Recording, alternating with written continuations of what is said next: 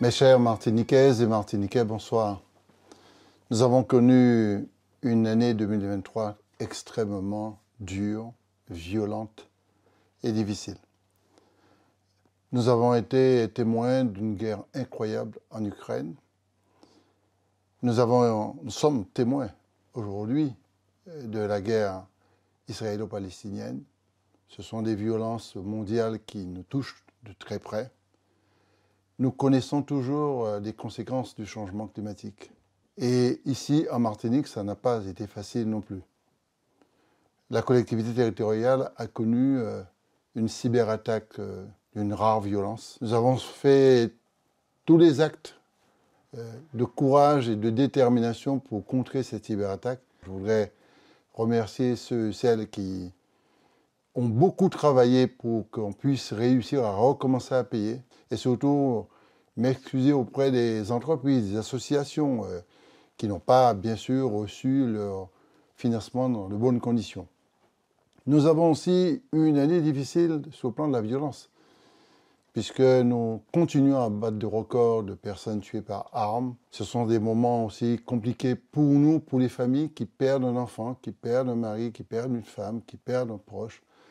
Ces moments sont difficiles et compliqués à vivre. Cependant, nous devons tenir. C'est un pays soudé, c'est un pays qui doit être uni et extrêmement solidaire. Mais Dieu merci, on n'a pas eu que des malheurs, on a eu de belles choses aussi.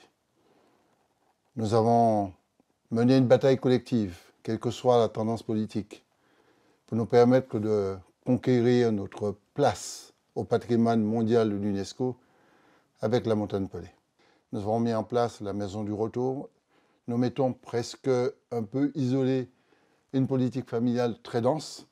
Nous avons quelques résultats déjà. Une trentaine de médecins seront installés bientôt. Et nous recevons beaucoup de demandes de personnes qui veulent revenir. Mais il faut surtout penser à ceux qu'il faut fixer sur le sol. Et puis nous n'avons pas oublié la politique de la jeunesse. Parce qu'il y a deux actions qui ont été menées très intéressantes. C'est le RÉGI, le Revenu Émancipation Jeune, pour permettre à près de 1500 jeunes de pouvoir travailler et exprimer leur force, leur puissance, leur qualité. Dans chaque individu, chaque homme, chaque être, il y a toujours une petite lumière qui scintille. Il faut absolument saisir cette lumière-là pour en faire un espace de progrès. Pendant les vacances, on a aussi multiplié les efforts pour qu'un job insaisonnier permette à près de 2000 jeunes de travailler pendant les vacances. Et nous continuons, malgré la cyberattaque, nous avons essayé de continuer à payer, pas facilement, bien sûr, l'autonomie des personnes âgées, les accompagner, à payer les salaires, à rester dans la dynamique de l'investissement.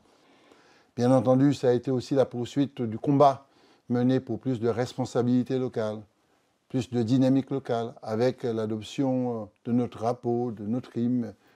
C'est pas sortir de la France, c'est au contraire être encore mieux dans la France, appartenir à une république, tout en étant soi-même d'abord martiniquais et d'abord caïbert. Et dans le cadre institutionnel, le Congrès, qui est un acte démocratique extrêmement ouvert, a permis d'avancer sur les perspectives de négociation avec l'État.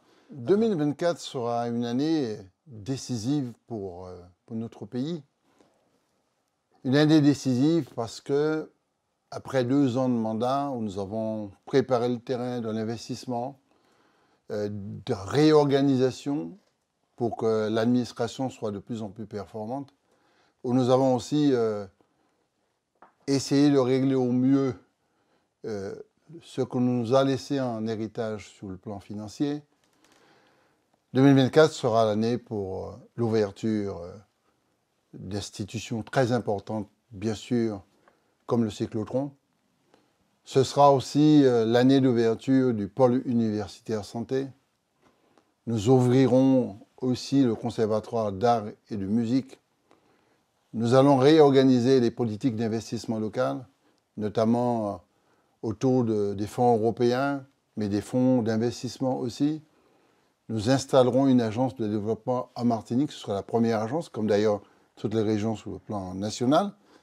Et nous voulons absolument être performants dans la liquidation des financements et aussi le soutien à la précarité, notamment des personnes âgées, des jeunes, les bourses, l'aide à l'habitat, etc.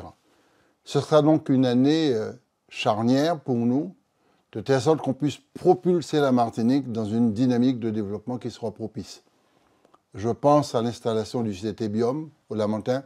Cela nous permettra aussi de développer des politiques plus performantes en matière de pêche, en matière d'agriculture, en matière de culture, où nous travaillons sur beaucoup de sujets, notamment l'ouverture d'un espace destiné à des expositions d'œuvres d'art. Et bien sûr, nous allons concrétiser notre entrée à la CARICOM, puisqu'il est prévu que la Martinique entre définitivement à la CARICOM à partir de février 2024. Donc il y a beaucoup d'espoir et d'espérance. Bien entendu, je compte sur vous, chers Martiniquaises et chers Martiniquais, parce qu'il y a toujours des moments difficiles.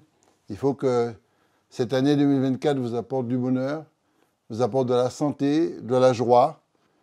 Et je profite de cette occasion pour vous souhaiter une très bonne et heureuse année 2024.